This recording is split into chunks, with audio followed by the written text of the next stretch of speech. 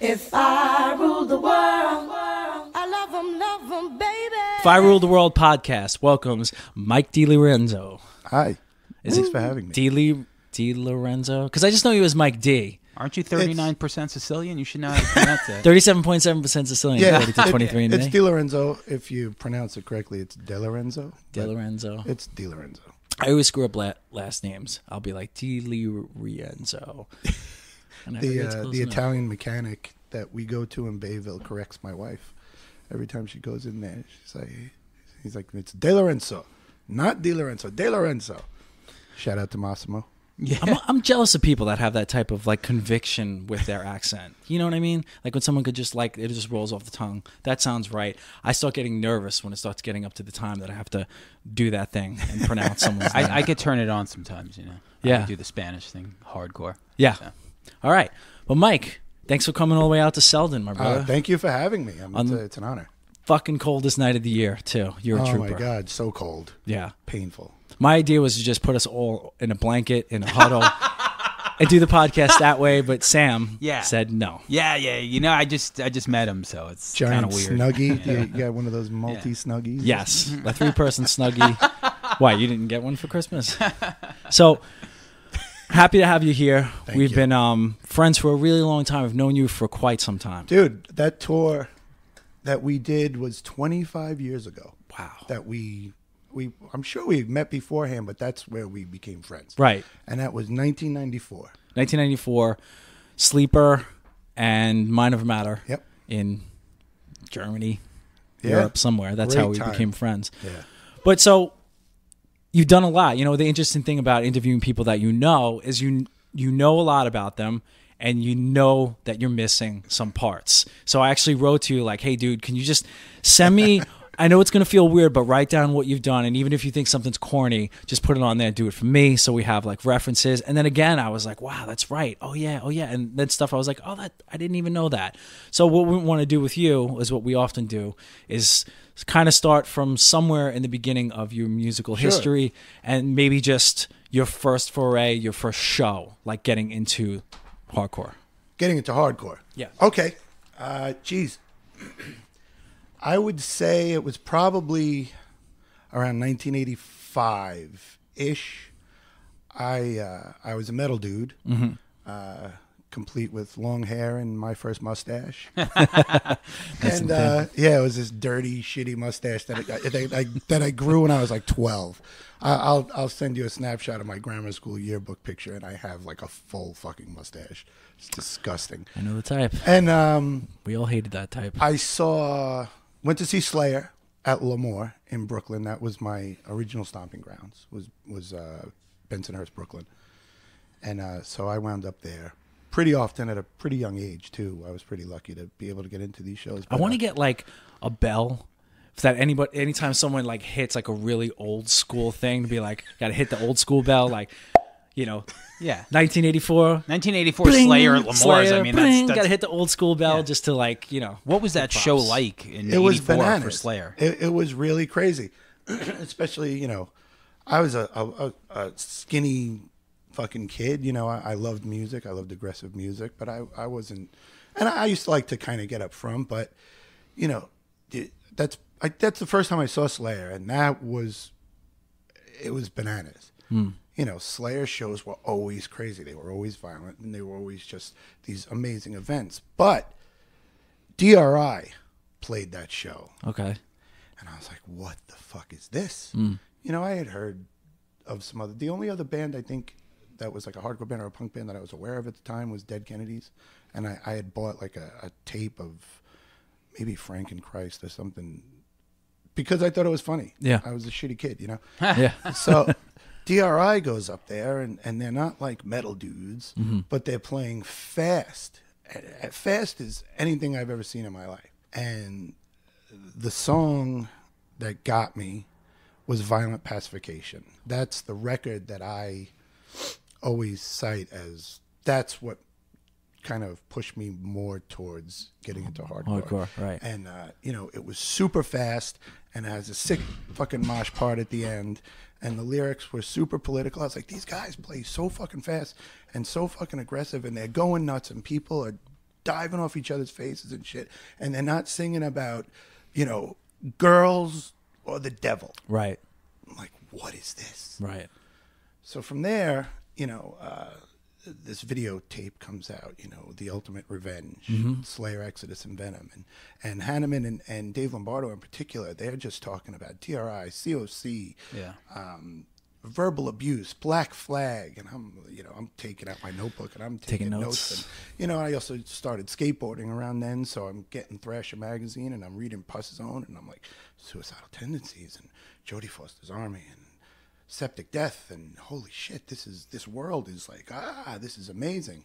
So that was kind of like my foray. And then how were you getting the music? Because you couldn't. There was no Spotify, so you were just going. I was to the walking record up store. to 18th Avenue and going to the record store and seeing what they had in their import section, and even back then the import records were like madly expensive. Like back in '85, they always are. Yeah. Where were you living $12 a record. I was living in Bensonhurst. Okay.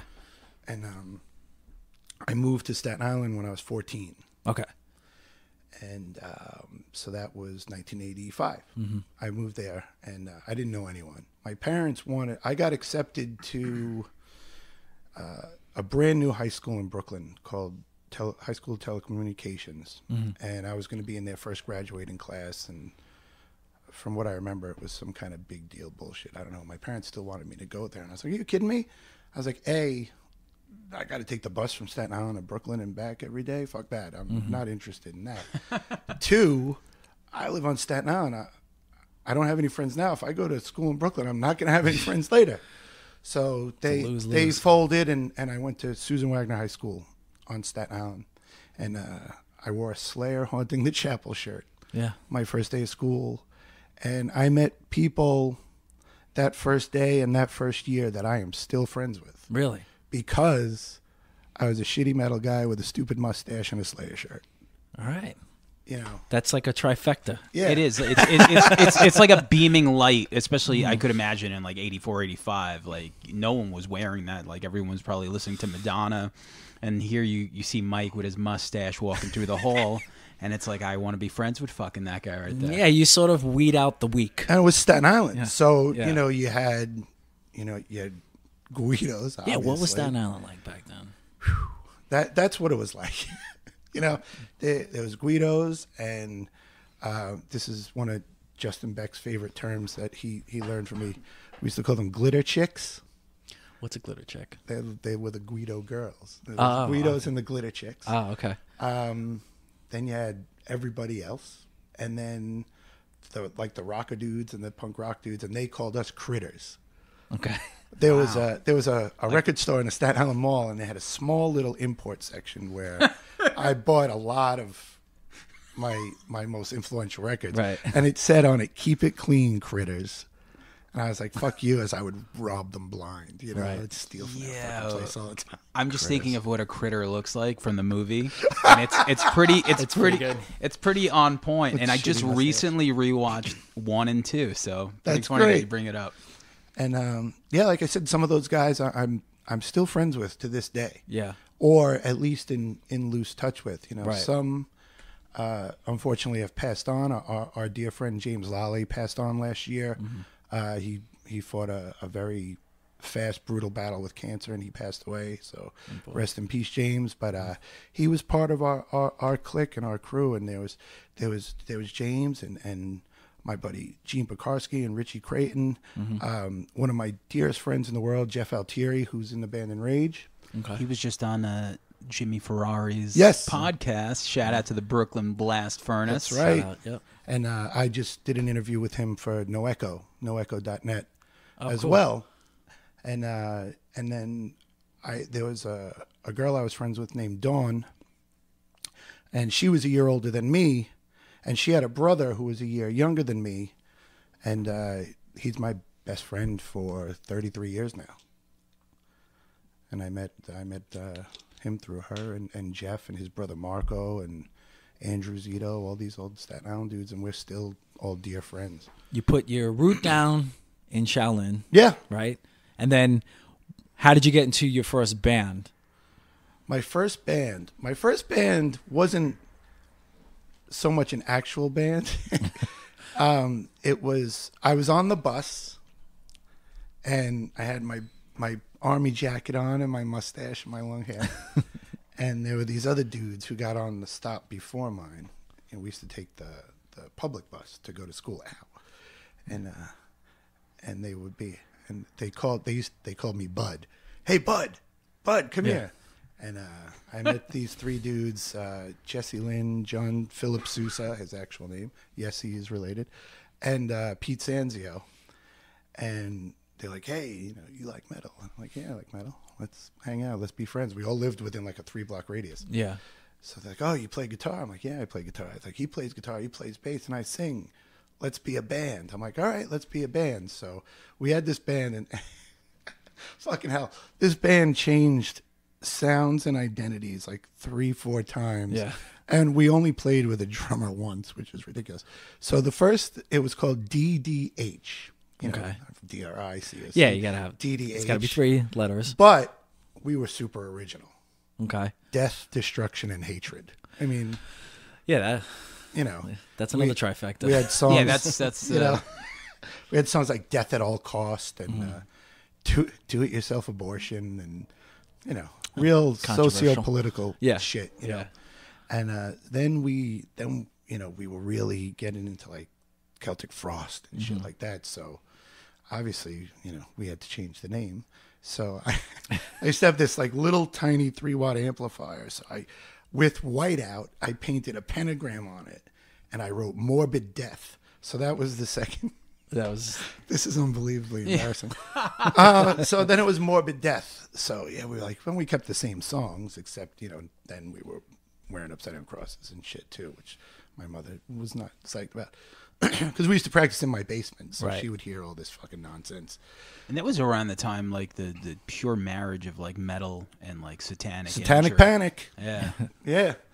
And then we all started getting more and more into punk rock, and we started getting more and more into hardcore, and that's when we changed the name and finally put the band to bed. Shortly after that, Contaminated Children.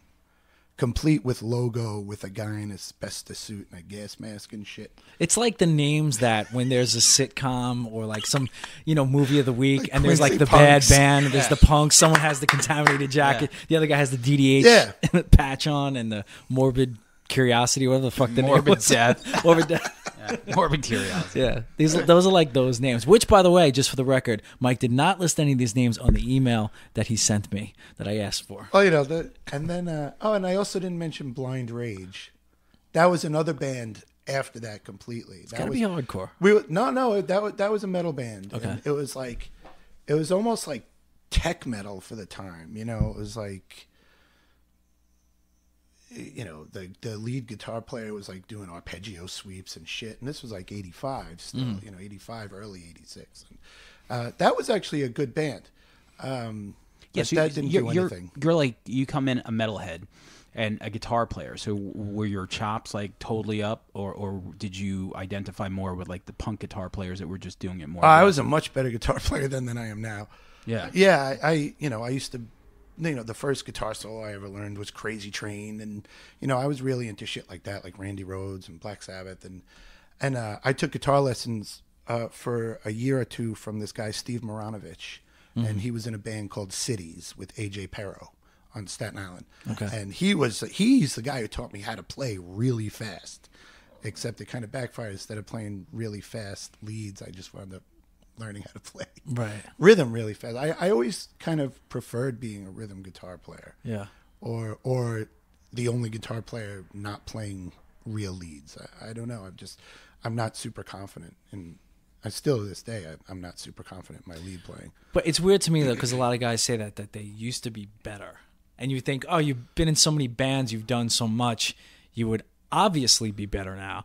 But everything is practice, so I guess you practice exactly different things. Yeah, I mean that's all I did. All I did was skateboard and play guitar. I'm the same. The more I got into playing guitar, the less I skateboarded because I didn't want to break my fucking hands. Yeah. 10 years ago, I was better. I don't know why. I was just trying different things, and then somewhere along the way, like for me, like songwriting, like I don't know, I was throwing in like 20 different parts to a song. now You're a better songwriter now. I think I'm a better songwriter now Right. because I get it more. And like I went from like trying to write like, you know, a Get Up Kid song or Braid song to like Tom Petty's Free Fall. Yeah. I'm like, okay. Yeah. You know, and you kind of just like, I don't know, like now I have to play with a lead player that's better than me, and I'll just hold down the songs.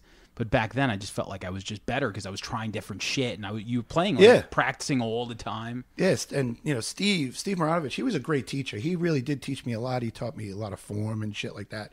And he was trying to teach me how to play like Paganini shit on guitar, and I was like, "Can you teach me how to play Kill Again instead, or like Nuns Have No Fun?" You know. So that's that. Blind Rage. Oh, and then I met Jeff Altieri. Jeff from Enrage.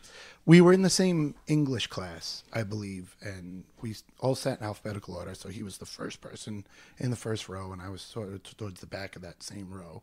And we had gone. I had seen him at an Overkill show at L'Amour's with a Staten Island band called Savage Thrust, and we kind of did the "Hey, what's up?" nod, and I was like, "Oh, that guy's in my class." So we bullshitted a little bit, and then he passed me a note. And I open up the note. It says, "What's your thrash name?" I was like, "What the fuck is a thrash name? I don't know." So I was like, Critter. Can I just say Thrasher. Thrasher? Yeah. Should have gone this with whole Critter. exchange is adorable. Yeah, I know, Pass a right? note. I know. What's your thrash name? What's your thrash Check name? a box. I was confused. And I was like, "It's Thrasher." Thrasher. Right? And he's like, "I'm the executioner himself." I was like, "This guy is so fucking cool." And then we started a band, and it was a little bit metal, a little bit punk. It was called Civil Terror.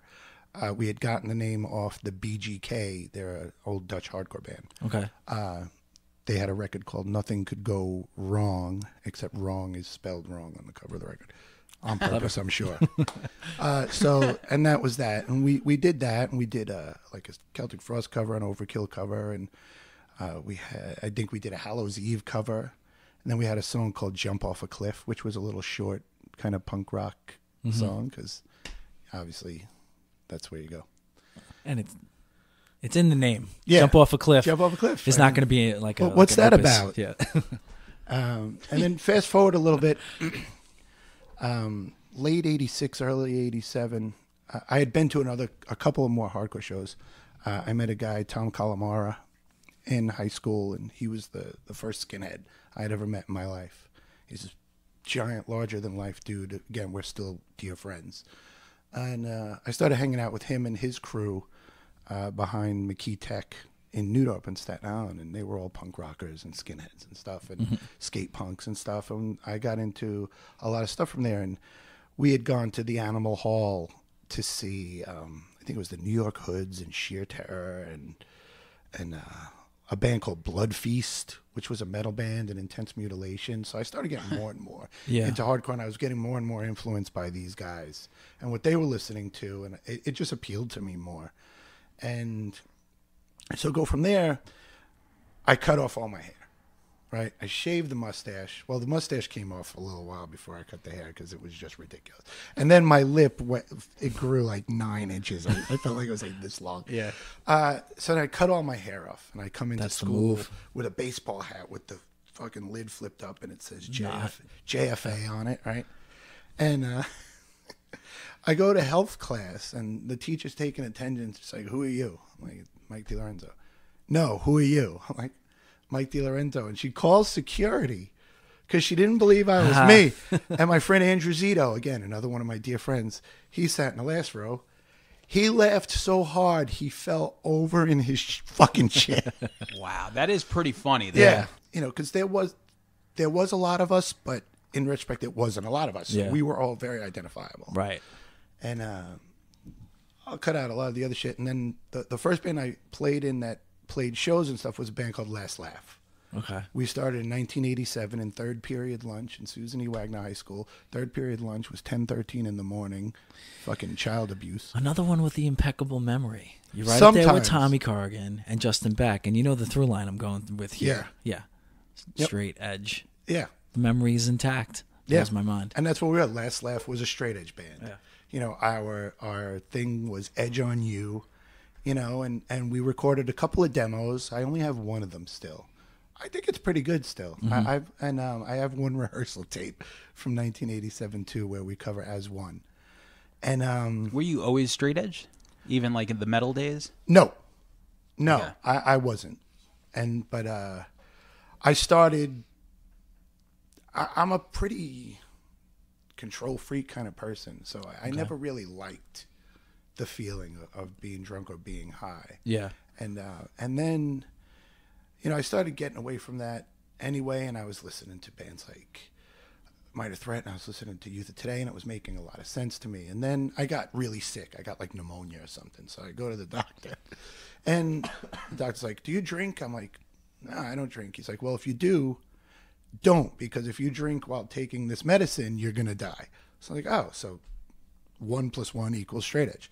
Right? There you go. If you were really metal, you'd be like, "Fuck it, man." That's right. You can't tell me. Well, what by to that do, time, I had already man. cut my hair, so I was already. You were over. I was you were already a tipping sheep to that by side. that Yeah. fucking time. Obviously, you weren't listening to Stephen Piercy. You were listening more to Ian MacKaye stuff. Right. Oh man, Yeah, but like it's like a I youth. do like Rat though. Me too. I think. Listen, I think Warren DeMartini's Brilliant. great. And then I'll shut up about that for now. But Carry on. So Sam. he looks at me. He's like, well, yeah, because I just get too geeky. I'll save it for Red River, as he always says. yeah. But yeah, when you're that age, like, what does a band like Minor Threat do to you? It just fucking sets you in a different course, basically, because there's such a powerful message behind those songs. Oh, that's exactly what it was. I heard Minor Threat for the first time on the bus coming home from school. Someone had a tape on their Walkman, and I was like, "What the fuck is this? This is unbelievable. I'd never raw. heard something so like purposeful." They had a fucking purpose. They were singing about. They meant every word that they said, and I felt that. And In My Eyes in particular was a huge one for me. It was like what that, and it just made sense to me. And I believe them. That's really one of the launching pads. Is I really believe them. Right. Not that I don't believe Jimmy singing Crucial Barbecue. Yeah. But this is like, wow. Because Right. actually the first CB show I ever went to was a Murphy's Law show. Okay. I still had long hair. I didn't have the mustache. Yeah. But Tom and his friends protected me from certain death. And then I that's cut good. my hair shortly after that. Because I Yeah. believe Youth Defense League and maybe Crackdown may have also played that too. And I was like, that's my world. Yeah. This is what I want. Right. So we started this hardcore band, and we played quite a few shows, mostly on Staten Island. We played a couple of shows in Brooklyn. Played the Rogue Animals Hall. We played that show with like Biohazard and Fit of Anger, I think, and a bunch of other bands. That was cool stuff, and that was a fun band. And while we're doing that, Jeff Altieri approaches me, and he's like, "I want to do a band that's still like a hardcore band, but like Carnivore or Leeway." And I was like, "Sign me up." Yeah. Sign me up. Then it's funny because even from some of those old rehearsal tapes from those days, like I was still kind of trying to be a noodler, and I was trying to be more technical. So I was like all about it. I was like, yeah, I'll do that shit. So we started a band called Unbridled Energy, which is an E-Trope song, E-Trope with a Z, which became Enrage. Okay. So, and Rage did a lot. Yeah, what that would say more of like one of your first legitimate. I'm trying to find the right word, but you know what I mean, like real band. That's the first band I played out of state with. Yeah. We did a weekend in New England with Biohazard. We used to play shows out of town with Leeway. We used to play a lot in Connecticut, Boston, sometimes Brooklyn. A lot of shows on Staten Island. Yeah. Staten Island back then was crazy. Staten Island, you can get 500 to 1,000 kids at a local show, just like at the PWAG. It was, an Enraged Biohazard show. back then was like Oh, on yeah. a demo. They were the biggest thing. It was huge. Yeah. And they liked us. They really liked us, and they were good to us.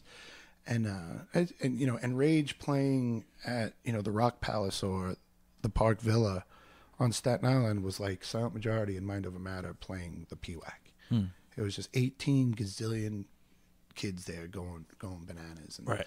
they still do it to this day, and I give him a lot of credit. Jeff is really kept. Jeff and Mike Pellegrino have been at this for over 30 years. Still with Enrage? Yeah, they're still doing it. They just put out another release. Jeff is in New York Hardcore Chronicles 1.5 film. He's been on 2 of the panels for it. They finally got the respect they've always deserved. They played Fest one year. They play the Stanhope House pretty regularly with big bands. Jeff's got a really great thing going on Staten Island at this little bar called Mother Pugs. I've seen posts about that. I think Sheer Terror played there. there. Sheer Terror played there, yeah. Carnivore AD is playing there. Murphy's Law is playing there. See, was Staten Island ever, like, in the beginning, it was like CB's and, that, like, New York Hardcore was 5 boroughs, I would say, But Staten Island... Like, Long Island eventually became a place to play. It became like a viable place. It wasn't always like that. I know there were places to play in Staten Island. Right. But was it a viable place for touring bands and stuff like that? Or did it just kind of have, like, decent shows sometimes? Late 70s, early 80s, probably more so. There used to be a theater. I mean, more for the hardcore world, like that. Well, there was a very famous show that happened at this theater on Bay Street. I think it was called the Paramount. I stand corrected if it's not. It was like the Dead Kennedys and SSD maybe and that, like bands like that would play. And then there were 2 venues that were very good. There was a place called the Rock Palace and a place called the Park Villa, which eventually became On Stage. And then when Jeff's brother Marco was booking shows, especially at On Stage, he brought a lot of nationals through there. A lot of people came through there. Guar, Cro-Mags, Leeway, Sheer Terror, Bolt Thrower, John Connolly played there. Just tons and tons of big Typo Negative, Prong, all these bands used to play there. There was also a club on Bay Street called the Red Spot for a while, and Creator played there. A bunch of big bands used to play on Staten Island. So it did become a place to stop because the shows, if you had the right locals on that show, you had an instant 500 to 1,000 people there. Right. Because it was always like hard for places that wanted shows to compete with New York City. So like if there was touring bands, would they come all the way the fuck out to Long Island? They could just play in New York City until eventually Long Island became better. Right. It was just, you'd make more money, there'd be more kids, and then, it goes back and forth probably. But I wonder if Staten Island, because you had to compete with, New York City, or maybe not. Maybe you could do both on a tour. No, you could. Yeah. You really could, because Staten Island was very insular. So, Yeah. You'd get some people trickle in from the outer boroughs in Long Island and New Jersey to come to shows on Staten Island, depending who it was. But there was still that core 500 to 1,000 people that would go to the bigger shows, and keep it going for a long time. Right. It was a long time, and then Nice. So after that, you did Sleeper. Yeah, I did them. I did Enrage and Sleeper at the same time for a little bit. Okay. I was really dear friends. I still am. With Louis Dimmick, who was the original bass player of Sleeper. And they had put out an EP, and I thought it was the greatest thing ever. And he and Hobie had left the band, and John Lisa, had kind of like a new band put together, and they put out an album called Time and Tide. And at the time, it was my favorite record. This is late 91. And I used to work at a comic store called Jim Hanley's Universe. And I was standing around at the comic store, and John Lisa came in. I was like, oh man, I used to love seeing John Lisa. He was on the radio on College of Staten Island. He worked in the local record store. He was a big influence on the DIY aspect of my life and music. Okay. I'm like, oh shit, I heard you guys are going to Europe. Congratulations. He's like, yeah, that's what I want to talk to you about. I was like, okay. He said, the singer John, something had happened where he left the band. Right. And John Lisa was taking over on vocals. Right. It's like, we need another. That was the guy. He was in Stand Up. No, that was later. That was the tour we did with you. Well, we did two, I think. That was with that's Jeremy. Jeremy. That was in '94. Okay. That was the second time we were in Europe. Okay. The first time we went was late '91 or '92, I think. And he said, do you want to fill in on guitar in Europe for this tour? And I was like, yes. So I was like, this is great. So I learned all the songs. We went to Europe. I quit music forever after that tour because it was just fucking brutal. Yeah. I was not cut out for, I'm still not cut out for touring, let alone back then. Right. You know all the fucking stories. You know, you walk in and they want you to sleep on some mattress covered in dog shit. But I don't remember. They yell at I you remember and all you're, that, you're but I don't remember American you being capitalist particularly communist. unhappy. I mean, it all sucked, but I loved it. Well, but we all learned a very valuable lesson on that after that first tour when we got back, and then I didn't quit music forever. Right. Always bring one of Mike's friends on tour. Okay. And that's kind of kept me grounded. Yeah. All the time, you know. As long as I had access to a telephone, food, Right. you know, and someone to blow off steam with. My friend Adam Maisie came with us on that Mind Over Matter tour. He went home early, so I don't know if he was actually there when we were together. Okay. But, you know, the 94 tour that we were together on was significantly better than the first one. The first one was a 3-week tour. It was fucking cold.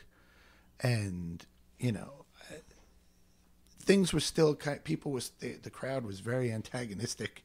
And this one guy at this one show, all of the power in the fucking place was controlled by like a light switch, right?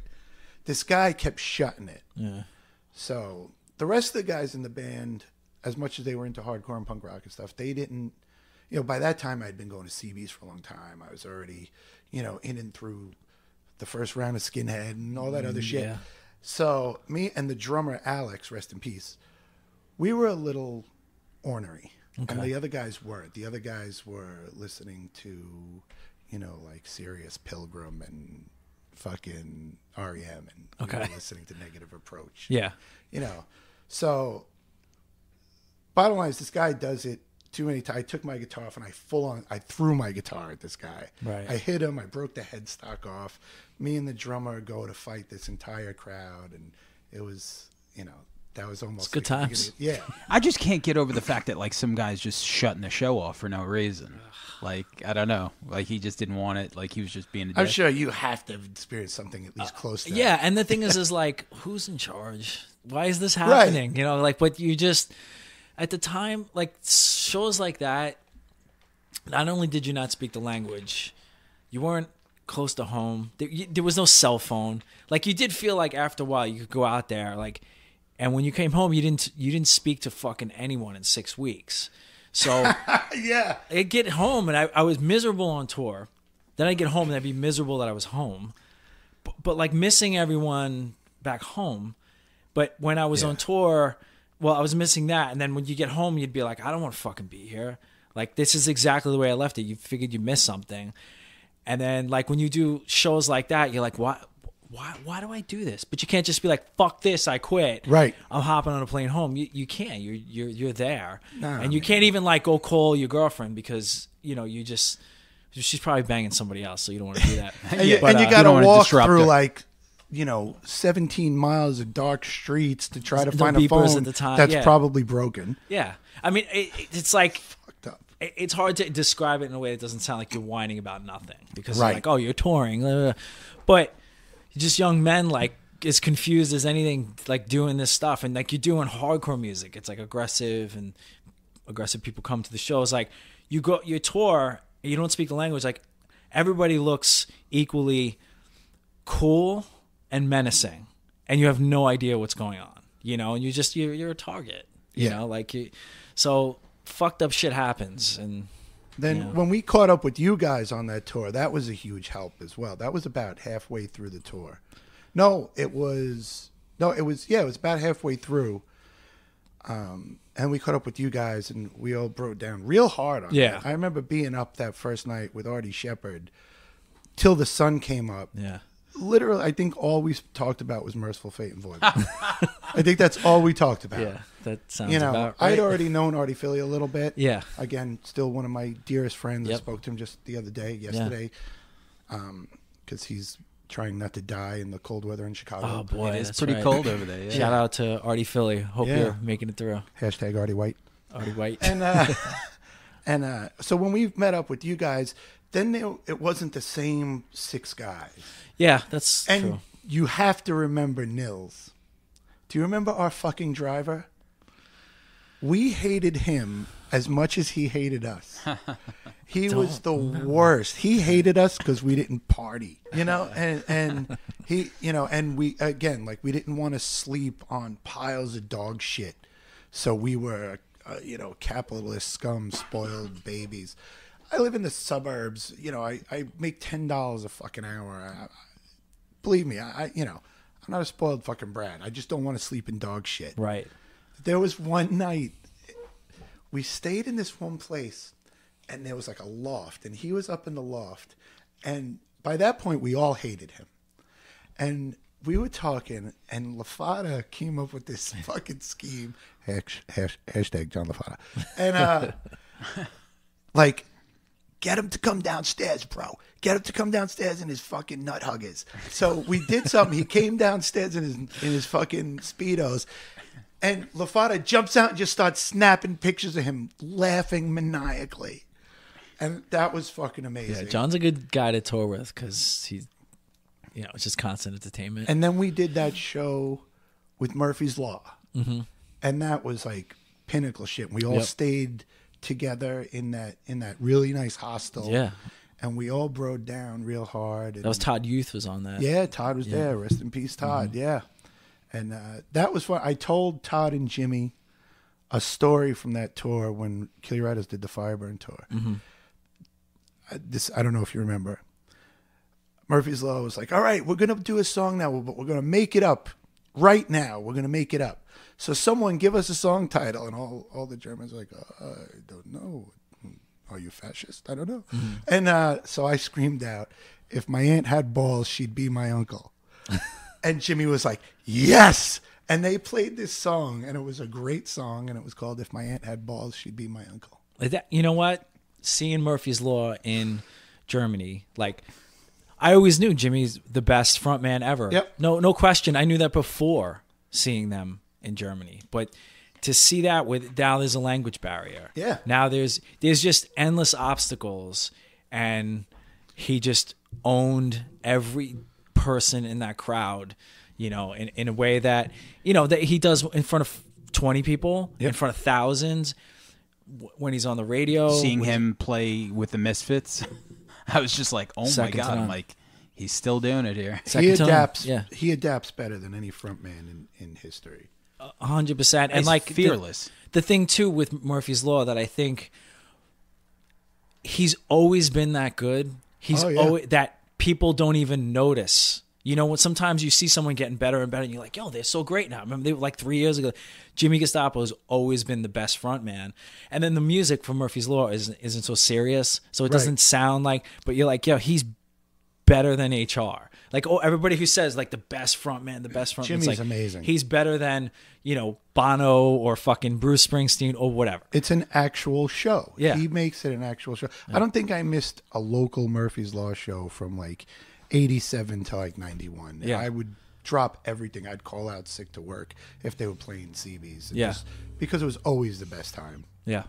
Great times. Yeah. They were, I guess, drawing a crowd in Germany.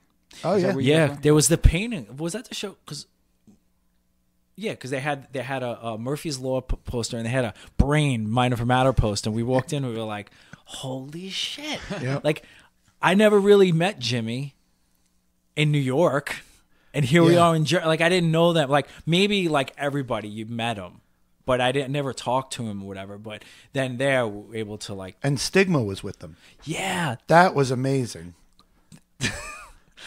he was like the funniest fucking thing. I always talk about this with Artie Shepherd. He's like, yeah, what time? Someone asked him what time is it? He's like, what time is it? I'm with Murphy's Law. I take my watch. I go like this. Everything was just like an exaggerated Do you remember fucking Zine, joke. Zine, Zoom? Yeah, see.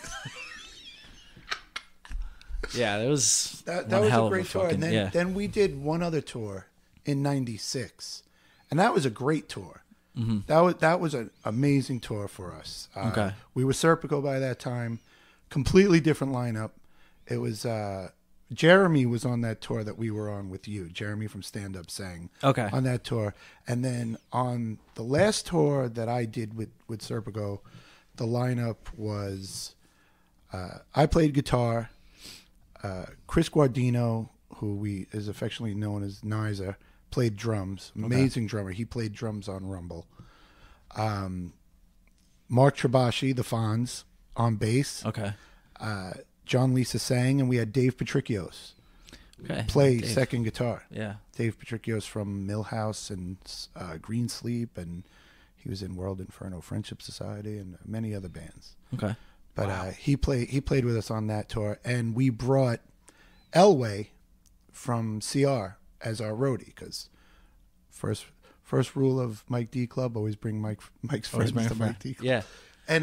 And that tour was 8 weeks. That tour was 8 weeks, 40. It was like 40 something days or something like that. Right. And it was a little rough here and there, but for the most part, it was a great tour. And I bowed out shortly after that. Yeah. But that was a lot of fun. That was a lot of fun. Yeah. Yeah, those are the building blocks of my learning how to fucking, because the shows were longer. Oh yeah, the sets were longer. You had to play at least an hour. Yeah, and just the touring, just figuring out how to do it and playing to people that don't know the language. You're just playing. They know more in Germany, but in Italy, or we played in Sweden, Switzerland. So you got to figure out how to communicate or even exaggerate how you sing just to emote. I learned so much on sing without a voice. Yeah. There was a lot of that too. Yeah. And the last show of the tour that we did together in '94 was in Berlin that year. And we wound up headlining that show. And we closed the set with Tonight I'm Gonna Rock You by Spinal Tap, and Artie Shepherd sang it. Okay. Which was great. And then we all hung out, and then we got home. And it was like we always knew each other. Then we were always seeing each other. We were always hanging out. And I would go, you guys headlined The Chameleon and Fallacy played. I went up with Fallacy so we could all hang out. And it was just like we always knew each other from then. Right. And here we are 25 years later. I'm sitting in your living room. Yeah. It's amazing. Yeah, man. That's talking to Sam about, knowing you. It's how do you describe how you first met and all the past that crisscross? Yeah. And even you brought up Fallacy. Your next band was CR. Yes. And Fallacy was one of those bands was fuck, I'm playing with Fallacy because it was so fucking good. Brian, Bricks, that was hard. Still Suit and Fallacy gave me pause when I knew I had to play with those guys because I fucking love those guys. But when they play, you're like, man, I gotta fucking turn Fallacy it up. was a very, very special band to me. Very, very special band to me. They were friends with my younger sisters before I knew them because they're a few years younger than me. And my sister Kim always says how Bob Sauce flat left her to hang out with me. We Sleeper and Fallacy used to do a lot of shit together. Yeah. A lot of stuff. And then Brian was going to move away. He was going to move to California or some weird wacko bullshit like that. So we were like, we never did a band together. Let's do a band. Right. Let's go to the studio, jam on some covers. We were going to do Youth of Today and Chain of Strength and Negative Approach covers just to fuck around. And so we decided to do that. And we got Grover, who was in Fallacy for a little while to play bass. We got Elway from Three Steps Up to play drums.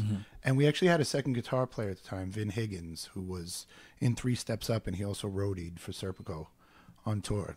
And we went to the studio, we jammed on these songs. I was like, they're like, let's write some originals. I was like, well, I have some stuff I want to show you, but I don't know if you'll be into it. Because really, when it comes to hardcore and punk and metal, my first love is fast music. Yeah.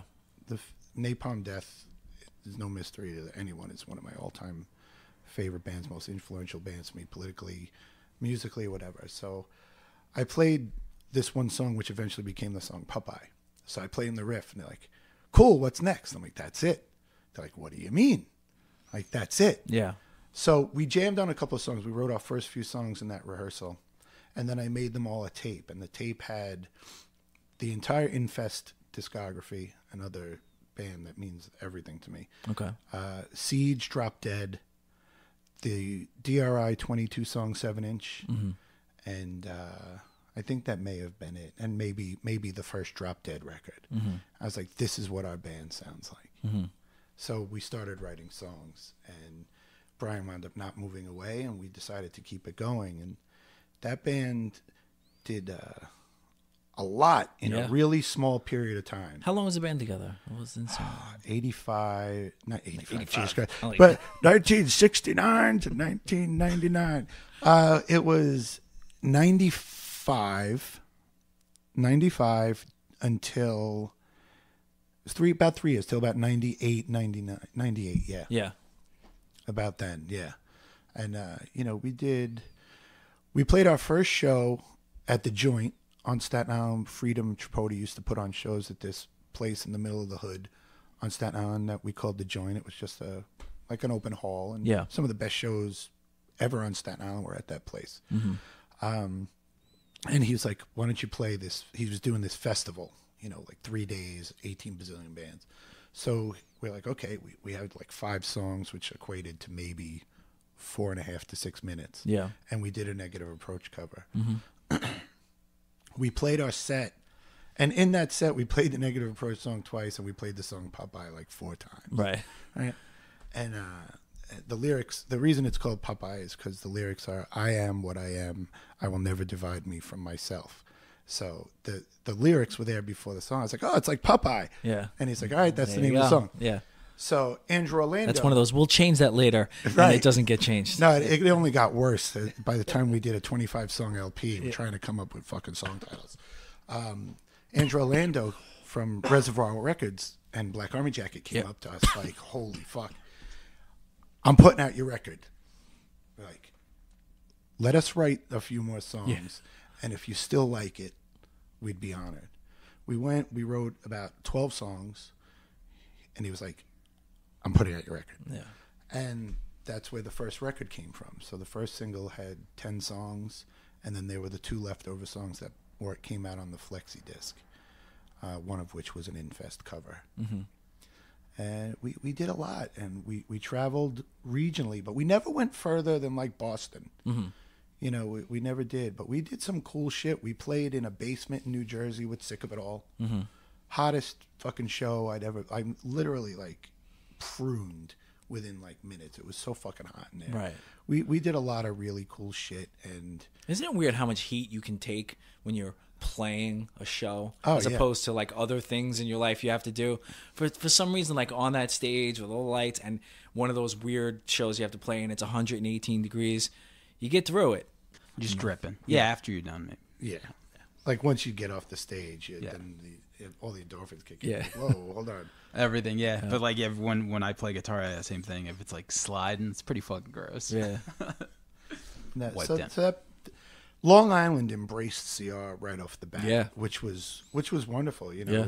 and that's how I became closer to a lot of the guys out here. Yeah. Artie and Brian Mean, even though he was a Queens guy, Yeah. and Tommy and all those dudes. That's how I became very close with those guys. Right. All our bands would play a lot of shows together. Guys like Ben Knight and that everybody. Yeah. We would do a lot of stuff with all the Long Island guys, and then I eventually moved out to Long Island, and CR was still going during that time. And the best shit we ever recorded, the last 5 songs we ever recorded, we recorded with Dave Patricios at his house at Puncture. Okay. And those songs are on the discography. Those may or may not actually be coming out as a 12-inch Okay. eventually. That remains to be seen. And then that band went down in flames. And Like in a bad way? In oh flames? yeah, Terry, we broke up on stage. Uh-oh. Yeah, we All broke right. up on stage at the Joint at a fucking huge show. And I don't want to open up any old wounds because it took Brian, Bricks, and I almost 9 years to get over ourselves and become friends again. Really? Okay. After that happened, and And then we did a reunion show in 2009, a benefit for the family of our friend Rob Cunningham. He had passed away, and we did a benefit show for them and gave them all the money to his family, and Capitol played, and it was awesome. Yeah. And then, and that was great. And we've all been super close again since then, which is great because, you know, Bricks and I lived together. Yeah, yeah. You know, we had gone through a lot of shit together. He had been there for me in some really terrible times in my life, and I had been there for him in some times of his life. So it was just stupid bullshit that got between us, and we broke up in as dramatic a fucking way as possible. Yeah, that's pretty much On stage, it's pretty dramatic. Yeah. It was awful. You know, people thought it was staged. It was like, this is like, that tore my fucking heart out. Yeah. Was it after the set at least? It was, the set hadn't even begun. Okay. And like I said, I don't feel like opening those wounds, but it sucked. You know, and then it's weird how, you know, that it's always the same. It's like fucking band of brothers united. You know, this is like a fucking team. And because it's such an intense thing you're doing, and you're unnaturally together, you know, creating art, you know, trying to put words to this art, and then, you know, you'll have to make decisions together. It gets really fucking hard, you know, and especially you get then guys, testosterone, ego, and all the stuff. And then when you fucking break up as a band, it could be really bad. Sometimes you look back on it and you're like, what was the big deal? Right. You know, like, and then you get over it. Hopefully. Chris Jensen nailed it. You know, he had said it was, you know, the unstoppable force being Brian against the immovable object, which was me. And what sucked even more is that Grover and Elway got the fucking shrapnel from it. Okay. You know, they didn't, you know, do you pick sides? Do you not pick sides? Does this one, you know, and that was shitty. And I hated that whole situation. And it went on for a long time. And I was just really thankful that we were able to get over ourselves and each other and be adults and put things past. Because then 2 years ago, or going on 3, CR got together one last time for a benefit. My sister had gotten very, very sick. Oh, okay. And I put on 2 benefit shows. One was at St. Vitus. Again, thank you, Artie, Dave, Justin, everybody for doing that for me. Yeah. You know. What was she sick from? My sister had gotten diagnosed with Hodgkin's lymphoma. Okay. And then I'm probably fucking some of this up. My brother-in-law, Scott, whose birthday is actually tomorrow, he's a real smart guy, and he knows all the scientific shit about it. And then she wound up with this mass in her chest that just was causing all sorts of problems. And then she got some like super rare form of cancer. So she just got the shit knocked out of her from all levels. And that was a long, long battle. And she had gone through many different rounds and types of chemo and radiation, and nothing was really working. And then essentially, and maybe I'm getting the story wrong, but they said something to her like, well, you're not really eligible for stem cell transplant, but it's your last chance. Do you want to do it? And she's like, I got babies. Yeah, I'm going to do this. Fuck yeah. So, you know, I put on the 2 benefit shows. I did Sheer Terror, Black Anvil, Indecision, and Enrage at St. Vitus. And I get a little choked up when I talk about this. And then CR, Enrage, and Vice from Staten Island. A couple other bands did a show in Staten Island, and CR got together to do that one. And the CR set to me is just such a fucking blur. You know, my sister grew up with all of these guys, and we grew up on Staten Island, so we could have been up there, you know, farting into light bulbs, and people would have showed up in droves for Kim, which meant the world to me. Yeah. But, you know, we all got together and we did this show, and Kim had written a letter, and she asked Bricks to read it before we played. And there's a video of that on YouTube, and we're all up there getting ready to play, and he's reading this letter from her, and she's just so strong in it. And I'm like facing the wall. I'm like, my knees are buckling. I'm bawling my fucking face off. And that goes down. We stop for a second. We all gather our composure. The plan was there's no count in. Elway hit the snare and we launched right into the song Cure Me. And then we just played. You've been to CR shows, you know, our in-between song raps were usually longer than the songs. Yeah. We didn't stop. There was none of that. Maybe once to, you know, talk about why we were there, but otherwise we just played. And that's probably why CR will never play again, because we will never play a more intense or more meaningful show than that. Wow. Yeah, it was heavy. And then December 29th, 2 years ago, I got a phone call from my sister. She had just come home from the doctor, and she was cancer-free. Wow. And her 2-year anniversary of being cancer-free just passed, so it's amazing what science can do. That's compassion Amazing. revolution, right? Yeah, That's what CR right. means. There you go. Yeah, it was huge, and you know, for everyone who prayed or thought or donated or cried or smiled or did anything to help any and all of us out, you know. I don't know how I would have got through it without my friends, and I don't know what I would have done without my wife Allison. I mean, she held me through the whole thing. You know, there's actually a little bit of a funny story that I'll tell real quick. We were on the couch. We were living in an apartment in Huntington, and Allison and my stepdaughter Emmy were watching The Voice, and I was sitting there watching it, right? And I would always make smarmy comments or whatever, and something had happened, and I was like, and I got remotely invested into the show, and I was like, if this guy doesn't pick this fucking singer, I'm going to be pissed. So then I start looking at my phone, and I start getting visibly upset, and I have to leave the room.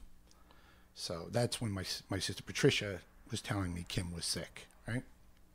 And this is something that we had gone through too many times. My mother is a cancer survivor. My aunt passed away from cancer. It's like a thing in my fucking family. So I'm in the bedroom losing it a little bit, you know. My wife comes in, you know, Emmy peeks in, she's like, is everything okay? So I took her to school the next day with my stepson, Justin. I said, you know, I'm sorry you had to see that. She said, is everything okay? I said, well, your Aunt Kim is very sick. And she went, oh, I thought you were upset because they picked that other guy. So a little bit of humor out of a not so humorous situation. And that's Emmy. And I will say, I don't watch a lot of their shows, but The Voice, every now and then, it did catch you. I don't know what it was about that format. Maybe it was the turning around.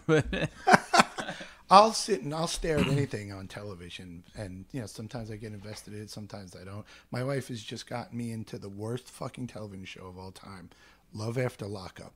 Highly Holy recommended. Shit. Someone else suggested that. Highly recommended. It's the worst fucking shit in the world, and I can't get enough of it. I gotta look that up. You're the Sounds second person that I hear that. So yeah, so that's CR. Yeah. I had, you know, I get it, man, because I lost my sister last year. I'm sorry. You know, and that's like you know, there's nothing that, you know, brings me to the ground except for that. I mean, everybody's had their issues. I've had sadness. I've had breakups. Girls, like, it doesn't, like, that whole thing is a whole different level of, you know, whatever. So it, you know, it chokes me up too to hear, you know, the way you was invested one of in your sister. It was like the worst fucking year of my life.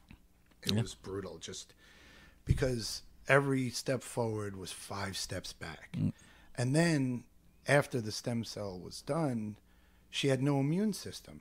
So she got very, very sick. You know, she got infection in her throat. And so her recovery was just brutal. But fortunately, she came out of it like a champion. You know, Kill Your Idols and SSSP, we were just down there in Houston, and it was great to see her and the kids and my brother-in-law Scott, and she was healthy and happy. And you know, the great thing is the day that I got that news was the first show back for Kill Your Idols in a long time. Okay. We played that show at Dag Nasty, and I was able to announce that to the sold-out crowd at Gramercy, and a lot of people that were there were invested in that situation, so it was great. Good deal. Where are we? Are we close to the... No, we're good. Okay. For a little bit. Yeah. It just stops after a certain time, so we're gonna make sure. Oh yeah, I know. So let's get to some of the later things that Let's you've been go. doing. You have a lot of stuff here, but I want to get to. Well, let's get to Death Cycle. You know, well, Celebrity Murders. Yeah, first, Celebrity Murders was first. Yeah. Artie and I had both moved away. He moved to Baltimore. I moved to the Midwest, to St. Louis for a few years. We both came back at the same exact time. Right before we had both left, we started a band.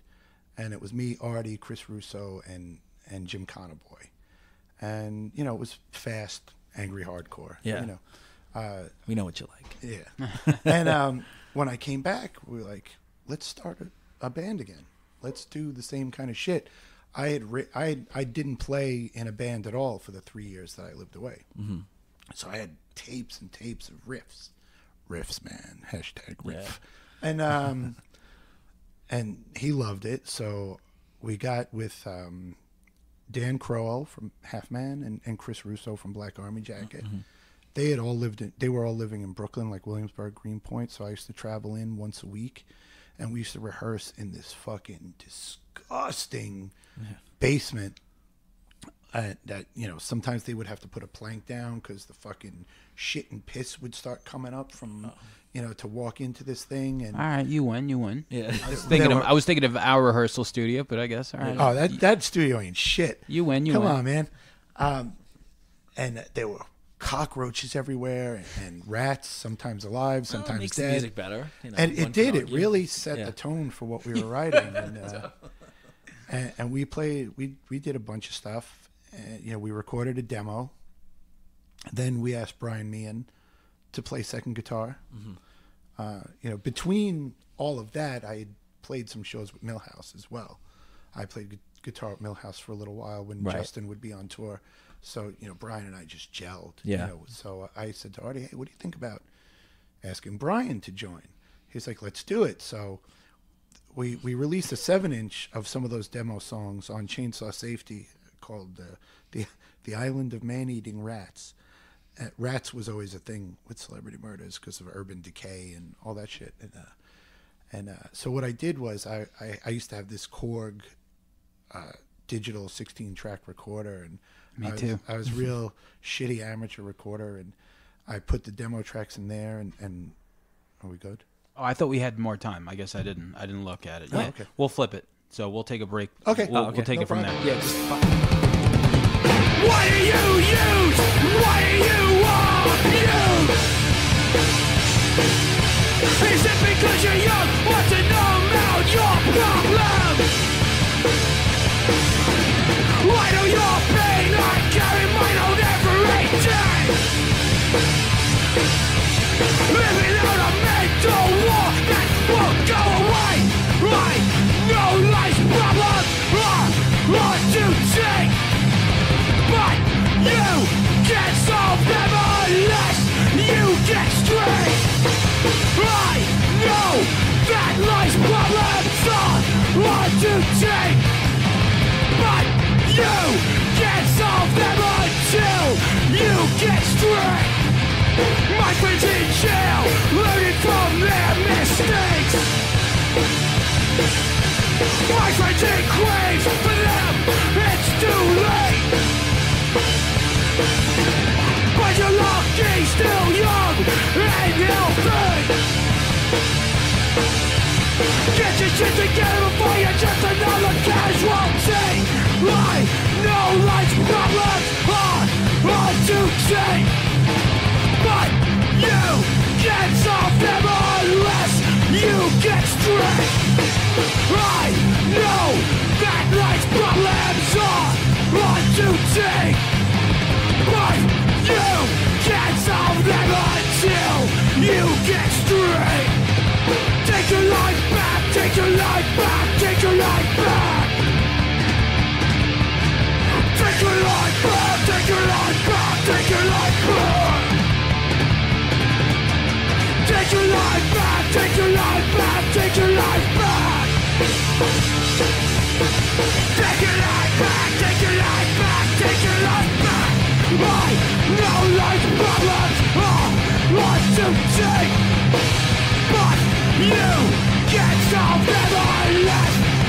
get straight.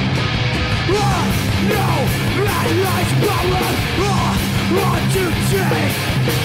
But you can't solve them until you get straight.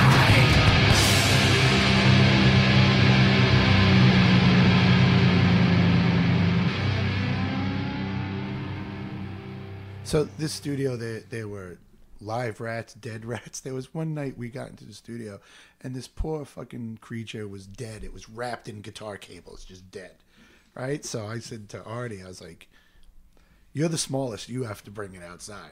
So he was like, "All right." He picked it up. He brought it outside, but he put it on some guy's windshield, right? He came downstairs, and his laugh. Yeah. And he's like, "I just put it on some guy's windshield." When we got out of rehearsal, it had snowed like 12,000 inches. And I'm like, this poor guy, this motherfucker, when he wakes up tomorrow, is going to have the worst day of his life with this disease rat. Be stuck to the windshield. Yeah. So that was the lineup. Celebrity Murders is my favorite band I've ever been in. Really? It's the band I miss more than anything. Not to take I love every one of my bands. Right. But Celebrity Murders was the band.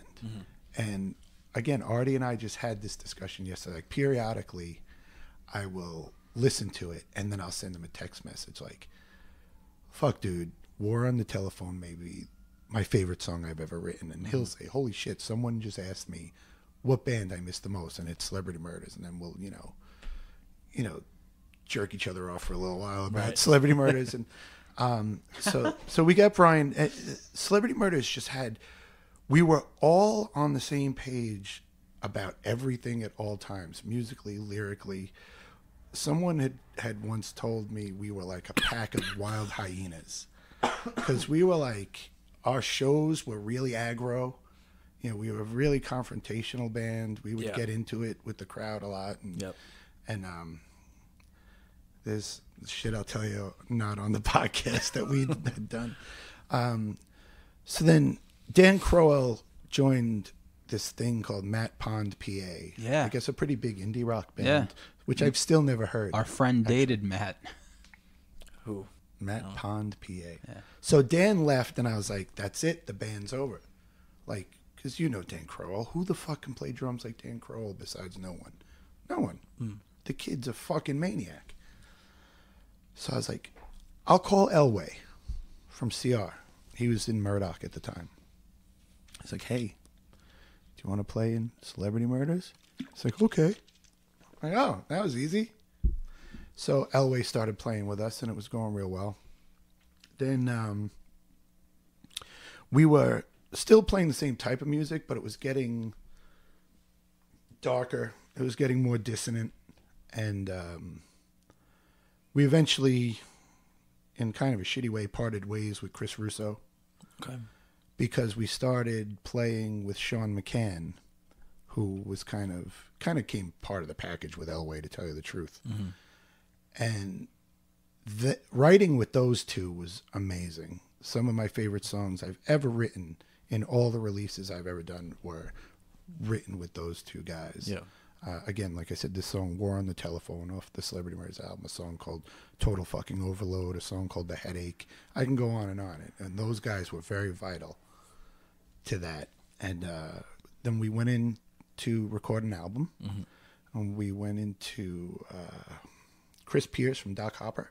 Okay. He had a studio in New Jersey, and this was 2005-ish, and people were just getting into Pro Tools and stuff, and we were extremely adamant about not doing that. So we recorded the whole thing to tape. We actually wound up having to cut Postpartum Exorcism was the name of one of the songs. We had to cut it short because we ran out of tape, so we had to essentially rewrite the song on the spot. And it came out great. And that record, the writing and recording of that record was an amazing experience. Yeah. There was a lot of fun happening. I have a VHS-C tape I'll have to dig up. And I recorded Artie doing the vocals for Total Fucking Overload. And he essentially, granted the song's like a minute, but he did it in one breath. In his Artie voice. Yeah. And at the end of the song, he's like panting and like catching his breath. Right. And that's real. That's not like made up or anything. Yeah. So we played a bunch of shows all over, and then I don't know what happened. I get weird. It's not you, it's me. Bands, it's always me. I get Really? weird, and I just can't do it anymore after a while. Okay. And I left the band, and Eddie Ortiz from Cattle Press and I Bore Her took my place, which made me so happy because Eddie and I had been friends since high school, and I have a massive amount of respect for him and his playing, and I was glad he was the guy, that got to take my place. And then, And you know what's weird too? Simple observation. That, like, if you hear how somebody is in their relationship, you're like, I know that guy. He's not really like that. And then people tend to be different in their relationships than they are, like, to you as your friend. And the same thing in bands. Like, I know you. You're, like, the most supportive and, like, coolest guy. But you in a band, you just said it's not you guys, it's me. Yeah. It brings really out a is. different side. It's like, oh, it doesn't sound like Mike D, but Leaving It Celebrity is. Murders probably saved my friendship with Artie, because we would butt heads a lot over like stupid shit. Like Yeah. he would get artwork, he would pay for artwork for a T-shirt, and I'd be like, "Why the fuck did you do that? That sucks. Why is this guy with the little penis have a rat skull? I don't understand what this is." And it was just bullshit. It was just Right. stupid shit, And we would butt heads a lot, and I'm afraid that if I didn't leave the band, I'm sure we would have come back around, but it would have. I think it kind of saved us from ruining a friendship, Right. Because I love that guy. There are certain people that I can't be in a band with because I'd rather be friends with them. yeah. Because I know I'm probably terrible to be in a band with unless you let me do what I want to do. And there's some people that I know that, like, I'm like, I can't be in a band with you because we just wouldn't be friends. So That's why I won't give completely get it. lessons to anyone. Yeah. People throughout the years, the first one being Greg Collins, asked me, "Will you give me guitar lessons?" I said, "Nope." He said, "Why?" I said, "I will fucking kill you." I love, I just can't. Just So, for the record, fellas, it's a fucking dream to be in band with me. It's awesome. No fucking joke, I was heartbroken to hear of your retirement. Heartbroken. Yeah. Yours and Tommy's, because I had this master plan to one day snare both of you at some point to do something. But we get to remain friends because we're not in a band together. If Exactly. you think about it, so Exactly.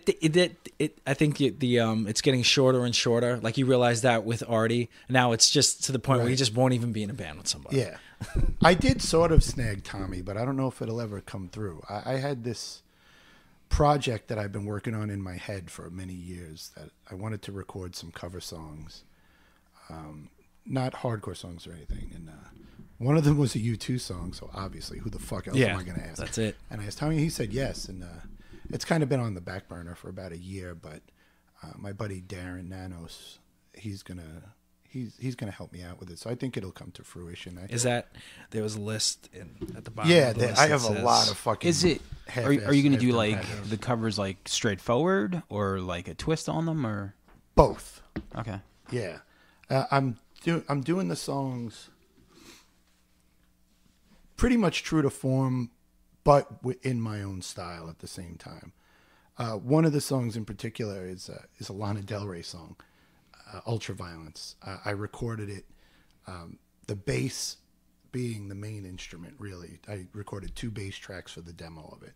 And if it works out, my friend Lisa Mungo, who plays in a band from Seattle called Fucked and Bound, they were my top hardcore record of 2018. She said she would do it. But I got a couple of cool people on board to do some stuff as far as these cover songs, but whether it happens or not is to remain to be seen. I've done demos at home with like my drum machine and garage band, but so yeah, that's that. It sounds like a fun project. Yeah. It could be. It could be, because I really like the way the songs came out when I demoed them. So Right. we'll see. Death Cycle. Death Cycle. Death Cycle is actually the third in the trilogy, in the early 2000s trilogy. Celebrity Murders was first. Then I joined Kill Your Idols, and then I joined Death Cycle. Okay. And there was a couple of years where I was doing all three at the same time. And there was a lot of times during those 3 years that we played shows together. And I was doing triple duty. There's a lot of threes coming up in this. Yeah, I did a lot of double I duty, noticed. a lot of triple duty during those years. But Death Cycle is was Gary and Ron Grimaldi's brainchild, and they got John LaFata in the band. Yeah. And then their bass player was gone, so they asked me to play bass. So I started playing bass, and we were having a lot of fun. And then bass player came back, and they asked me to play second guitar. So then I played second guitar. I actually play second guitar and bass on the demo version of the first album. That was a fun band to be in. That was a lot of fun. That was another aggressive, in your face, who the fuck knows what's going to happen kind of band. Right. That was a lot of fun. I miss that band too, and I got to play with some of my dear friends. I got to play with, Paul Delaney was in for a little while I was playing guitar, and playing with John LaFata, as you know, is like, and if you know John LaFata, you want to play in a band with him. Right. And I'm just really happy I got to play and I got to write a couple of songs with him during that period. Yeah. And you and Gary Bennett were like in bands together, and then in at different times, my like God. you guys just crisscross. When I quit Serpico, Gary joined Serpico. Then we were both in Kill Your Idols together. Then we worked together at Korg. Okay. And then we worked together. We were in Kill Your Idols and Death Cycle together. Then Gary used to be in Sheer Terror. He got me in Sheer Terror. Then I was out of Sheer Terror and he was back in Sheer Terror. Then he left Sheer Terror and I was back in Sheer Terror. Then I left Sheer Terror and he was back in Sheer Terror. Hold on, I'm writing it down. Yeah. And now he left Sheer Terror and Johnny Eggs is in Sheer Terror. Okay. So yeah, Gary and I have... Gary is my favorite living guitar player. Yeah. I've stolen so much from watching him play. He may be a bigger influence on my playing than even someone like Tony Iommi. Yeah. Really, probably the only other person who's got more influence on my guitar playing than Gary Bennett is Piggy from Voivod. Yeah. Can you guys admit that you just love each other? That you're in love Deeply. with each other. I absolutely adore Gary Bennett. We've been through some shit in our day, but we've always come through the end. And Yeah. I fucking love the guy. He's a great guy. He's an amazing musician. He's a great husband. He's a great father. His son is one of my favorite people in the world. Yeah. I absolutely adore Gary. The other day he randomly messaged me because he was fixing the wheels on his cab. And we had one fucked up wheel just randomly sitting there, and he's like, by the way, I was fixing my amp, and I just fixed your amp too. So That's fucking I was great. just like, I'm at I work. know what you're talking about too. I'm at work, and I just randomly read that. I was like, oh, that's so cool. Thank you. That's a gentleman right there. That's a Man, fucking shout out to Gary. Gary's great. We always that room. I don't know if it's you guys or if it's guys that used to be in that room. Like Gary and I are like pedal board snobs, and there was some guy who had this pedal board. Maybe it was you, and if it was you, we might have to have a fist fight. Who was like, pedal board was such a fucking shit show. I would like break out in hives. Like, I just want to fix it. Like I want to bring like bread ties and tie the cables together. That's not. You don't have that many pedals, No, I don't know who it was, but we used to fucking curse it, whoever it was. we just got imagine there who like it a is. few months ago. So We maybe- we each have multiple pedal boards for like different occasions. Like, I wonder who it was. fucking I wonder who it snobs. was. Whoever We know you we are, know who it is. Yeah, whoever he's- you are, go fuck yourself. Yeah, he's listening and he's gonna email us.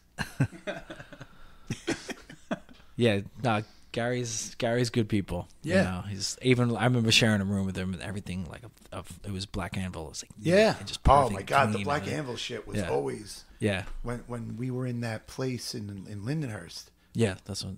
That they're part of the room. Yeah. with the red and black on the Right. walls and Yeah. shit. That Mhm. was great. Yeah, And and then I recruited Gary to play in SSSP. So we're gonna record some stuff soon, and he played live with us in Houston. So that was cool. awesome. Yeah. Now I'm going to ask you a question that I've asked two other people on this podcast. What's it like being in a band with Paul Bearer? Especially as a vegan. And that really, he would bust my balls about that sometimes. Yeah. But he was always really supportive of it. He made sure that, our riders always accommodated my needs. Right. Paul Bearer is Paul Bearer. Yeah. You're not going to change a guy like Paul Bearer. You're not going to change a guy like me. Sometimes it works. Sometimes it doesn't. Right. I'm super thankful for everything that I got to experience. I grew up worshiping sheer terror. Yeah. There's an Enrage interview from either WSIA or WSOU, and I guess this is what somebody told me because they have it on tape. That someone said, "What do you want to be when you grow up?" And I said, "The guitar player, sheer terror." Get out of here. Wow. And then I did, and I did a lot of stuff and recorded an EP and recorded an album. And Yeah. I was in and out of the band 2 separate times, and it just the last time around, it just didn't fit into where my life is Right. going, and it is what it is. Right. I'm not gonna. How many times does one hit that goal? Yeah. What do you want to grow up to be? Seriously. You did it. Mine was pilot. Yeah. I wanted to be an astronaut, and then by the time I was 14, I realized still I gonna was happen. I was like horrified of heights, and that was never gonna happen. Still horrified of heights. I wanted to be Metallica. When I saw one, I was like, oh, okay. These are all things that are achievable still for us. I could still be a pilot. Well, You maybe could still me. be in You could Metallica. be in Metallica. I could, yeah. You're probably a better drummer than Lars. I don't know. I can't use my feet and my hands at the same time. So. Neither can he. So I was thinking, I know you're a huge fan of Pete Steele. Oh yeah, I mean, we have that. Oh, I didn't even. In a conflict on my hands. Let's say what you're showing us. The typo negative symbol on his middle finger, and what's the other one? Inner conflict Yeah. on his hands. So, like in this day and age, not even if Pete Steele was still alive, but if a band like Carnivore came out, if a frontman like Peter Steele came out, and you've been in a band with Paul Bearer, who's one of the most non-politically correct people there are, like, how do you think that would go over? I mean, we're in such a different time right now as far as those types of singers. The right people will get into it, and the other ones can get fucked. That's what I think. Yeah. Paul, a lot of what Paul says is, it's not even taken out of context because he says exactly what he means. It's just people don't hear it right. So I guess that is taken out of context. Yeah. But- kind of the definition. But it's because they don't want to hear what it really means. Right. Peter was the same way. Right. People saw that Carnivore had a song called Race War, Right. right? We fell from different cunts, your skin's an ugly color. Right. That's all they hear. They don't listen to the rest of the fucking lyrics. Yeah. It's not a white power song. It's not a pro race war song. It speaks about how everyone is intolerant of everyone else. Right. Jesus Hitler Yeah. is a story. Yeah. It's not like this would be the best thing in the world if Right. his mother, a nun, was raped by a Nazi at the end of the Second Great War. Right. I don't know. That's all they fucking hear. That's all they hear. There's 2 full records full of fucking flawless songs. But it was controversial even back then, I remember. But I feel like when Paul Bearer came out and said squatters' rights, I'll give you a right, a left, and a kick to the fucking head. That was hysterical. It was the I was fucking there. best, like, frontman shit. Now someone would view it as him being alt-right or something. There'd be, much more of a label put on something like someone like Peter Steele. How he is would be, okay, wait, he's a sexist, he's this, he's that, and it bums me out, and I never really know the right way to say it, but the alpha male of, like, the Cro-Mags Right. that we remember, and has been like demonized. Like, I'm not saying these are people you want to hang out with. Fair enough. But it's also in an artistic sense, even though it's alpha male. Yeah. All the things that Peter Steele did was exaggerated for a particular artistic thing he was doing. That's exactly in the what music. he was telling stories. He wasn't making fucking statements like, here's what I think. It's still, Jesus Hitler is still in the context of like a song. It's not the truth, and Pete whatever. was one of the nicest guys you could ever want to meet. Yeah. I had met him many times over the years. Like I said, Typo Negative played Staten Island a few times, and Rage had played with them. He played at clubs that I worked at with Jeff and his brother Marco, and they were always great guys. And as you know, Artie Shepherd and I roadied for Shelter on tour with Typo Negative. Oh, that's... Oh, fuck. Yeah, I didn't realize that was... That's a great story, too. So I'm working at the comic book store, and my mother calls me. And I always do the same voice. My mother sounds nothing like that. She's like, Michael! Yeah. I'm like, what's up? Ray of Today called. He wants you to call Ray him. Of Today. First of all... I thought you were going to say Peter Steele He called my house and probably just said Ray, and my mother probably said, oh, Ray of Today?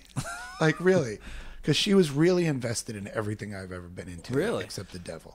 and she'll come around. And so I call him. Oh my God, she probably just twitched. Love you, Mom. So I called him. He's like, do you want to come on tour? I said, sure. He's like, it's a week-long tour. I said, who's it with? Typo Negative and Christian Death. No, really, who's it with? Typo Negative and Christian Death. So I'm like excited beyond belief. Like, I can't believe this. Like, Ray and Purcell, whatever, we were friends, but I'm going on tour, Typo Negative. Are you fucking kidding me? And he was as gracious as could be. Really, really, really great guy. They all were. They were all really good dudes. Yeah. And there were other people on that tour that I had known for many years that I hadn't seen in many years. Chris from the band Mucky Pup was on tour with them, and Jeremy Skorka, who is Typo Negative's longtime lighting guy, is a guy I went to college with, and he was on that tour and got to catch up with some people and play to a bunch of crowds of people who wanted nothing to do with us at all. So it was cool, and I got to see Typo Negative every night and Rage recorded with Josh from Typo Negative, and that was cool. He lived on the same block as Peter, and you always knew when Peter was home because that fucking fantastic car was there. Did they record Origin of the Feces there? Probably. Because I'm almost because it's like the fake live album. Yeah. Which to me that's my favorite Absolutely Typo Negative ever. Yeah. What a cover. Yeah. Well, they did too. My God. The original. Yeah. Yeah, I remember seeing that in school. I was like, "Whoa, this band is." Oh, I thought you meant the cover songs. No, the actual cover. The actual cover. yeah. Origin of the Feces. Peter's anus. But I'm almost positive that's where they recorded I'm it, sure they did. And that was a really cool experience. Yeah. Yeah. Yeah, because sometimes some of our like friend circle, like I get a little disappointed when I see what they get upset with, like on it's posting on Facebook or Instagram or something. I'm like, hey man, like we listen to shit that what was Dead Kennedys. I mean, it was most Too Drunk to Fuck is a very unpolitically correct song. Like relax, So I'm always curious how it translates many years later. Like I don't get upset when I see Tekashi 6ix9ine. I'm like, that's not my thing. But he's being a crazy idiot. So was fucking Paul Bearer. I don't know. Like it's, I don't know. The iPhone age really made hardcore kids soft. Yeah, in a way, and I guess it's better if it's not violent. There's a lot of things, but I just wonder, like you're in a band, right? Like you hung out with other band members, like you were around crazy things. Like now you're super sensitive just because it's a world that you're not a part of anymore. And like they're not talking shit like that, in private. Yeah. Fuck off. Yeah. Exactly. Yeah. So, you're not playing with Sheer Terror anymore? No, July 2 years ago. Okay. So, what are you doing now? I'm in Kill Your Idols. Okay. We're kind of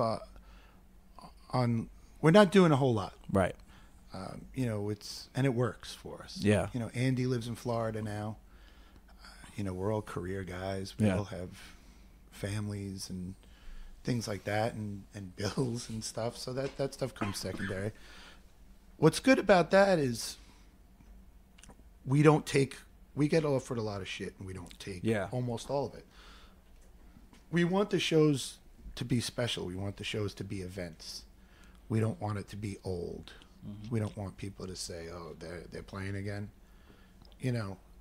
And that's what we're doing. You know, we had kind of mulled around. You know, does the world need new Killer Idol songs? And we were like, maybe. And then we were like, maybe not. Why complicate a good situation? Right.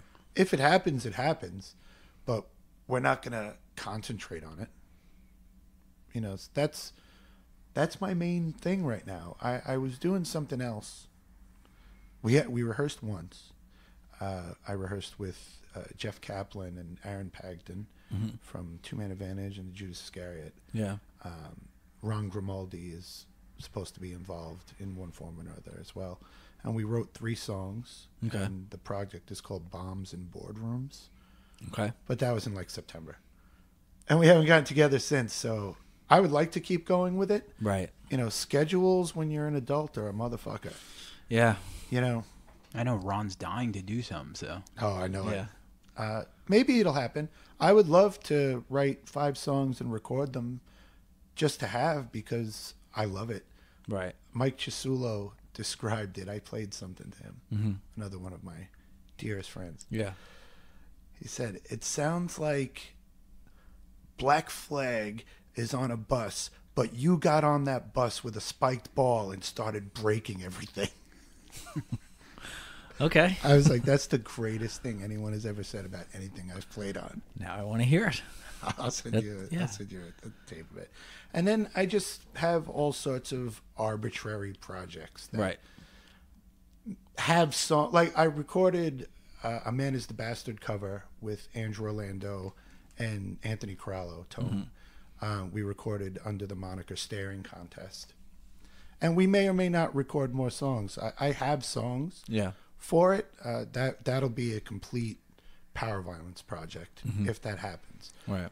It'll be, 10 songs in 8 minutes, if we actually go through with it. There's that, where we have enough songs to do another SSSP record. I've demoed them. Vinny's written lyrics, so we're looking to go into the studio and record it. Maybe it'll come out, maybe it won't. At this point, I just want to document everything that I'm doing. Right. I have a project that's in the works for the last 15 years with Daryl. Okay. It actually has songs now, but who knows if it'll come to fruition. Yeah. That's, again, another power violence kind of thing. It's actually starting to sound more like Daryl Napalm Palumbo? Death. Or Yeah. And Anthony Corallo. There was talks about us doing a black metal band with dudes from Black Anvil, like a more like primitive, more Dark Throne, Bathory, Hellhammer type band. Again, there's songs written, whether or not they come to fruition. So there's a lot of shit in the works. Whether or not it actually happens is another story. But as long as I have some kind of creative outlet, I'm all right. I don't ever have to get on a stage again, to tell you the truth. And at least it never seems to have died down with Killer Idols. Bands will do a reunion, there's a burst, like, oh yeah, and then they keep doing them, and it just starts to go down. It just doesn't. I mean, maybe it is the way you guys pace it, and the way you do it. Like you said, you want it to be an event. You don't want it to get old, and the way you've done those shows, it seems like that's kind of what's happened. Yeah, I mean, all the shows we've done have been really good, even if they've been small. We did a run of shows 2 summers ago that weren't huge shows, but they were great shows. Right. The kids that were there, the kids, The, guys, the geriatric. The watch is a kid, right? They still a kid loved to it, me. and they were still singing those lyrics like their life depended on it, and that's all that counts to me. Absolutely. I don't want to entertain anyone, really. I want people to believe in what I'm doing. Right. I don't want to entertain you. Right. You know. You. That's right. You. Me? No, not you. Just the general. Well, why not me? I'll entertain you. Give me a fucking ukulele right now. I'll fucking entertain you. Maybe I just want to be entertained. Yeah. I'm not that entertaining. I've seen you play many times. You're very entertaining. It's because I'm a fucking asshole. All right. So, Last? yeah. So the name of the podcast is called If I Ruled the World. Today we ask Mike D, if you ruled the world, what would that look like? That world would be vegan. Vegan. Yep. So, Animals would not be raised for slaughter. okay. Animals would not be used and abused. They would live their lives out naturally without having to have their throats slit, have electrodes shoved up their asses, have their skin torn off. The world would be vegan. I can go with that. Yeah, me too. I mean, when you put it that way. Yeah. Yeah. I'm okay with that. Yeah. Plant-based. Fair enough. Mike D, it's a fucking honor and a pleasure to have Oh, you. right back at you. Thank you so much. Nah, it's for much coming out here, appreciated. and we've been kicking this around for a little bit. Oh, wait. We didn't talk about No Echo. Oh, no echo. Go ahead. No echo. We'll drop this in, this Sure. part in. Right. So, another thing that you do besides and all the bands that you play in, and you even roadied for Glassjaw and Yes. Quicksand, but you contributed to No Echo. I am. Carlos Ramirez, old dear friend. He was in Black Army Jacket. So we spent a lot of time together in the 90s. He does a website, noecho.net, and it's The best. Yeah, it is the best music website. It covers, mostly metal, hardcore, and punk, but he'll cover anything. Yeah. Anything interesting? And he had asked me, "Hey, do you want to contribute anything?" I was like, "Oh, I don't know. I used to do record reviews for fanzines and stuff like that, and they were mostly funny. I used to like to write bad reviews. So after that Fucked and Bound record came out, Suffrage on Atomic Action, I was like, this is the first record I've fallen in love with in a long time.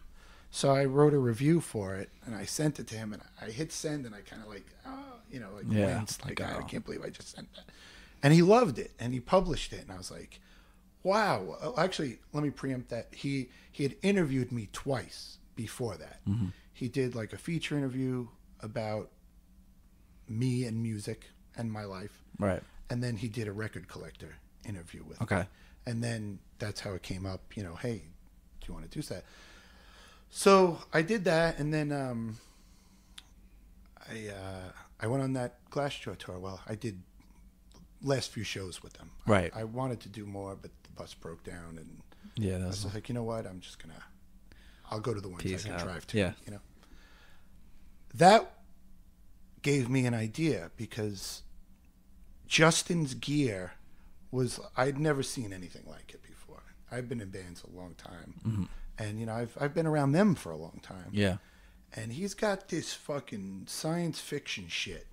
He's playing this shit. He's got a Kemper, but he doesn't need an expression pedal now, because now they play to a click, and when the wah-wah comes on, it just comes on. When the fucking, pitch shifter comes on, it just comes on. I'm sitting there like, wow. And I'm, Anthony's explaining the light rig to me, and the lights are going, and, one night the two laptops weren't communicating, and it was an issue. Like, I'd never experienced Jesus anything like Christ. this in my life. Yeah. So I was like, I got home and I emailed Carlos. I was like, what do you think about a Gear Nerd series where I just talk to dudes about their fucking gear? And he was like, that's a great idea. That is a great idea. And I've done quite a few of them so far. Yeah.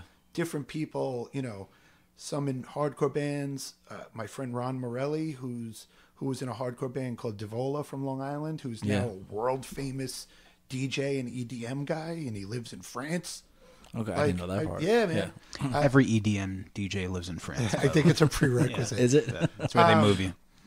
But and then I started saying, like, like I did the interview with Jeff because Enrage has such momentum now that they haven't had in ages, where people are finally recognizing them for the force that they are. So it's like, it's time. I want to do an Enrage one for No Echo too. Yeah. And Carlos lets me do whatever the fuck I want. Justin was supposed to be my first interview, but nailing him down is fucking next to impossible. Oh, I know. Yeah, Justin and I texted him talk a few lot times. about business as well as other things. I run a warehouse, Okay. and he has a warehouse. Right. And, our systems are kind of like science fiction to him, and he came to visit my warehouse. And he was like, "Holy fuck, this is amazing!" So, and that the whole time I was with them, we would load in, do sound check, and then me, him, and Tone would just leave. Right. Because there's so many hours, and poor Tone half the time would just have to like sit there because me and Justin are talking about, insurance and increases and employee retention and all this other shit. So that's kind of like what we did with the interview, was as many interviews as there are about Glassjaw, and we did want to talk about Merch Direct. Because that's interesting. I don't think anyone has any idea of like what's going on there with Merch Direct, like how big it is and how amazing it is. Yeah, so those two things are on the to-do list. Justin has to come to my warehouse to see my new box on demand machine because he wants one, and I have to get him for the gear interview because he was supposed to be the first, and I've already done like 6. Well, make it easy and just go to his house. That was the key, Yeah. And it was on a Sunday morning, we just did it like that. And, I think that guy Carlos was in a band called Lakota as well. yes, he was in Lakota. Yeah, they were pretty catchy. Queens, I think. Yeah, they were really good. And Pete Chicata was in that band too, I think, if I'm not mistaken. And I look at No Echo as like a measure, like for this podcast. There's certain podcasts that I listen to, or things that people do. Like even when I look at someone like Justin, how he runs his business, like I think of things like that. When I see No Echo, how they're gonna, when they do something Long Island hardcore that's niche for us, they do it really, really, really well. But then he jumps to something completely different and does that really, really well. And there's no apologies. It's like, this is what we do, and there's a couple other podcasts out there. He's that got I the love. golden touch, that fucking guy. Man. Yeah, man. But yeah, No Echo. This podcast and No Echo, they're kind of like the same thing to me. Like, Yeah, I Mike put them wrote hand it in up. hand. Mike Masilli did a write up for us. Yeah, he right? did. Yeah, I put those hand in hand, and like you guys, No Echo, and Brooklyn Blast Furnace are like the bar. I think there's another podcast, I won't mention it, but one of the guys will know what I'm talking about, that I just can't listen to because one of the guys annoys me so fucking much. I can't even fucking stand his voice. There's a few going through my hair right now. Yeah, there's a Yeah. few. There's one in particular. One of the last ones that was on, I was so psyched because this one guy wasn't on it, and I was like, fuck yeah. Oh wait, no, I don't know. But, That was a huge relief. But that and Artie Shepherd on that Glassjaw tour, he got me into that fucking Sword and Scale. Yeah, I love which Sword and gives me Scale. fucking nightmares. Yeah, you can't listen to too many of them because then it's. That's why I said, remember, like a week or two ago, I was like, I got to get back on fucking listening that's, to If I Ruled the World and Brooklyn Blast Furnace because fucking Sword and Scale is bumming my life out right I get. If I do too much true crime, I'm like, I gotta, But then sometimes I want to hear like a more produced podcast like that, and Disgraceland, like, or something Right. NPR where it's like a story of This American Life, where you just I love this. That's what American Artie. I told Artie I was coming on here, and he's like, I would really like to hear you on NPR, something like This American Life. Said I think you would be perfect. Yeah. I've one last story because we mentioned Justin again. I'll tell this last story about that tour. We were in Philadelphia, and Justin and Tone and I got in an Uber and took off, and we went to Govinda's. And Justin places his order, and the girl's like, "Oh, can I have your name?" And he said, "Beck." She's like, "Beck?" He said, "Beck." The Beck? Yeah. Yeah. And I was just like in the corner giggling like half an asshole. So that's my story. That's pretty good. Yeah. Thank you guys so much. This was really fucking great. A lot of respect for you guys for doing this. And Thank you, man. It's great after all these years to sit down. And talk with 25 us. years 25 later, years. man. I remember talking to Artie Shepherd when he booked the show for my sister. I'm like, dude, we've been friends 22 years. It's crazy. Now here we are at 25. Love you guys. Thank you. Love you, brother. Right on. Thank you. If I rule the world, I love 'em, baby.